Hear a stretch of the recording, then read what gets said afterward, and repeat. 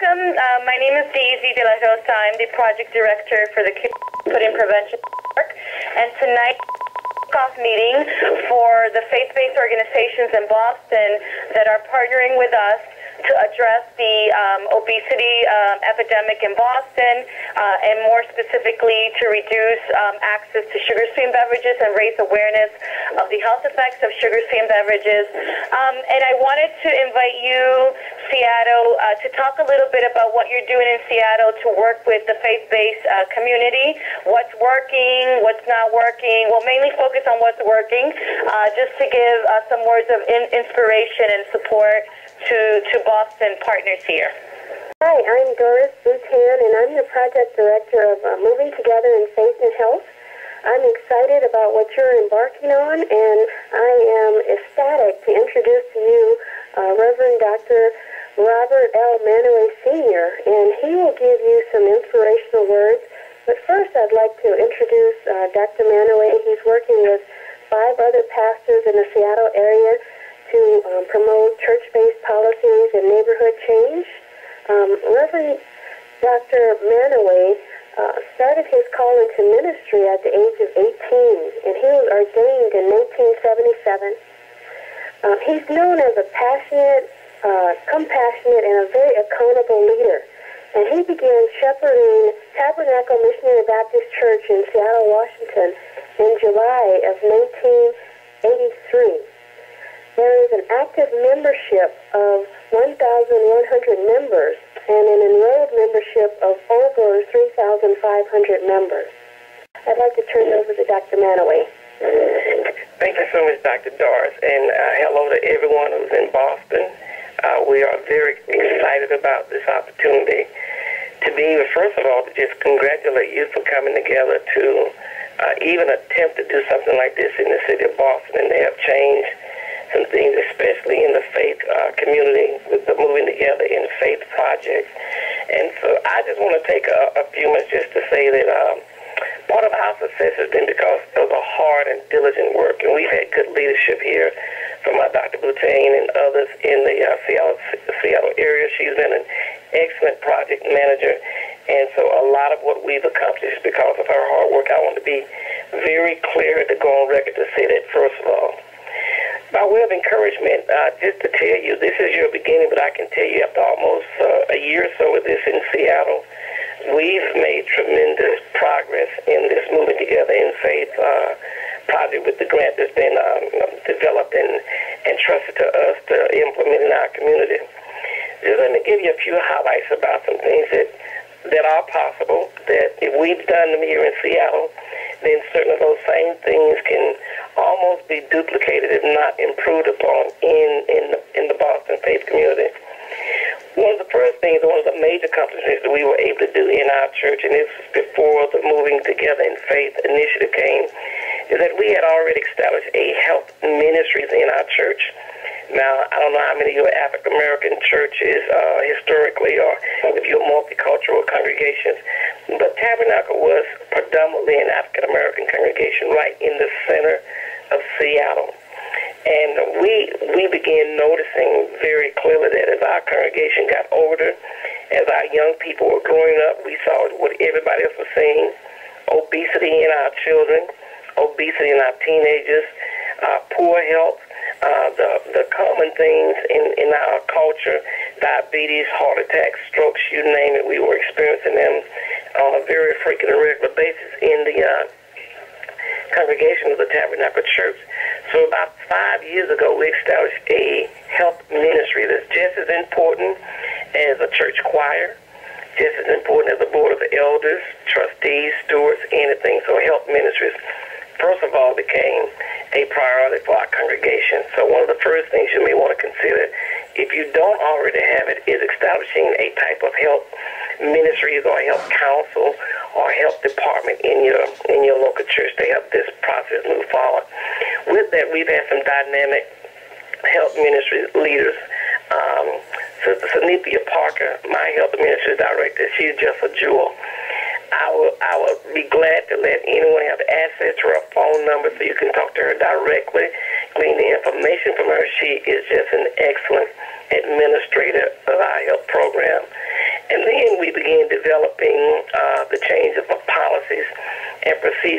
church as it pertains to health and wellness. That means when we have socials in our church or dinners in our church, historically, we usually go for the mac and cheese, the fried chicken, the prime rib, and you gotta have the red soda in church. You gotta have the red Kool-Aid. You gotta have the sugar tray with cookies and cinnamon rolls. Well, we kind of phased those type things out, and now we have the vegetable trays, the fruit trays. Now we have the finger foods where it's maybe a roasted chicken wing or even a lot of turkey, but we cut out a lot of the red meat, a lot of the fatty things. And I can tell you the last time we had fried chicken at a social in our church over the last 2 years, it's been a very rare happening. Also, though we have a soda machine in our church, that soda machine in our church has not been active for, 2 or 3 years in itself, and now we're in the process of phasing out the sodas and putting in juices and waters in a vending type of situation in our church. Along with the health ministries and along with the policies and procedures, we established a culinary staff. And the culinary staff's responsibility is to make sure that they coordinate all of our ministries and organization annual days. If there's going to be anything consumed, then the culinary staff and our health ministries certainly run their menu or proposed menus through the process to make sure we're not offending our commitment and covenant to health and wellness in our church. We also established walking groups in our church. The city of Seattle is a beautiful city like Boston. We have several areas, so we have a lot of waterfront property. So we established North End, Central area, and South End walking groups where we walk 2 to 3 times a week in those groups. We participate in the STP here in Seattle. That's known as the Seattle to Portland Bike Ride, where several members of our church sign up, work out at least 6 months a year, getting ready to ride that 210-mile one-way track from Seattle to Portland, and that's a trip. Believe me, it's a very hilly trip, and you have to be in good shape to make that happen. So those are some of the type activities. And then one of the other key offices that we had to establish in this covenant is that we hired a procurement officer. This is an individual who makes all the food purchases for church programs, who makes sure that there's fresh fruit, fresh vegetables, make sure that there's water available, all those type things. And so the procurement officer gives us another layer to making sure that policies and procedures are being followed. And that's been very important. Her chief concern is to make sure that our Tuesday evening program to our young people, that's children to teenagers to seniors, in our church, we have church school on Tuesdays. We serve dinner, so that dinner on Tuesdays before our church school program begins, to make sure that there's a healthy meal, has fresh water and fresh fruit, so that our members can have access to that. So the procurement officer does that and make all the purchases. And then we have the opportunities where at least twice a year I actually preach on the topic of the Bible, what the Bible says about health and wellness. And we did that already twice this year. The Tabernacle Church started the year off by having we did a 40-day consecration for the Lent Easter season, where our church was on a strictly fruit and vegetable and water intake diet for the 40 days leading up to Easter this year. And then we'll do something else in the fall of the year, just as a way of making sure there's check-in and that our disciplines stay in place with that. So certainly, for those of you who may be pastors or close to pastors, or if your pastors have assigned you this responsibility of being part of the grant, nothing is going to work better than to see the pastor fully engaged in the process. When my members walk in my office now, they can't see big trays of candy sitting on my desk. I had to let go of my Tootsie Roll jar.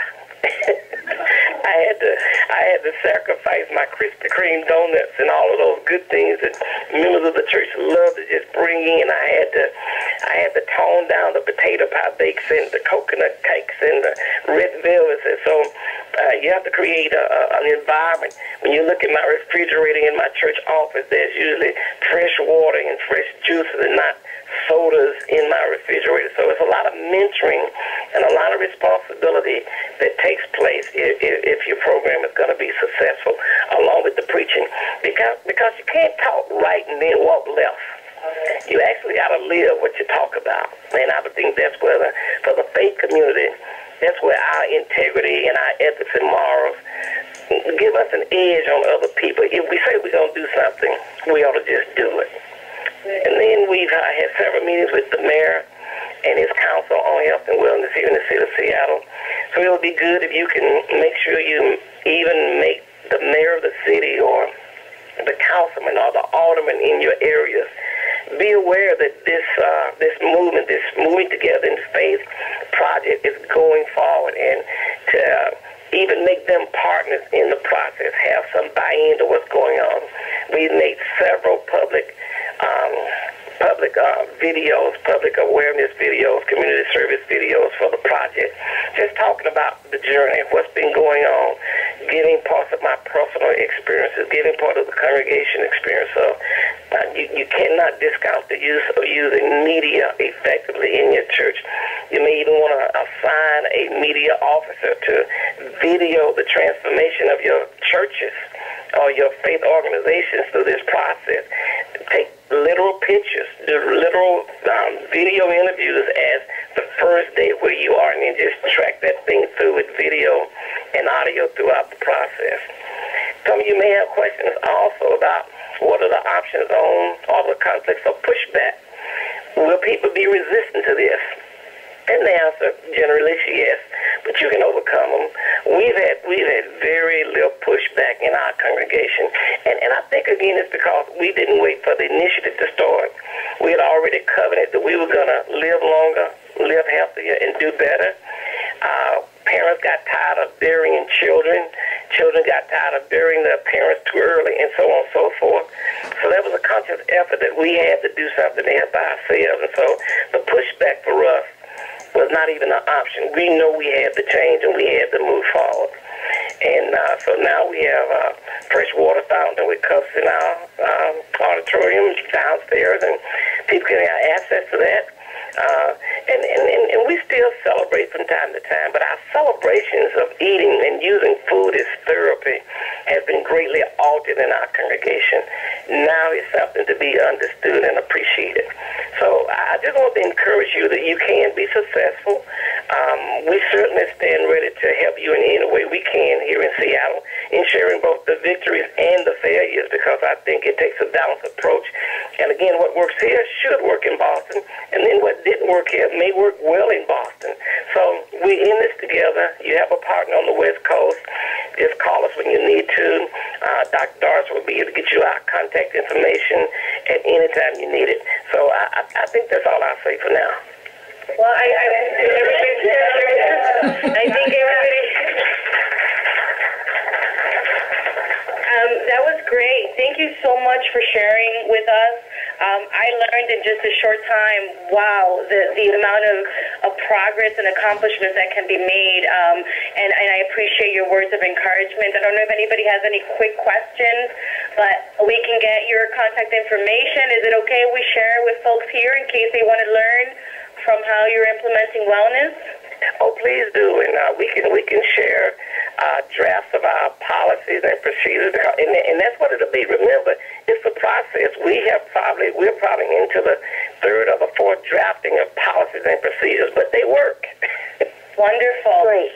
Thank you so much. Are there any final thoughts or comments you want to share, Dr. Doris Bond?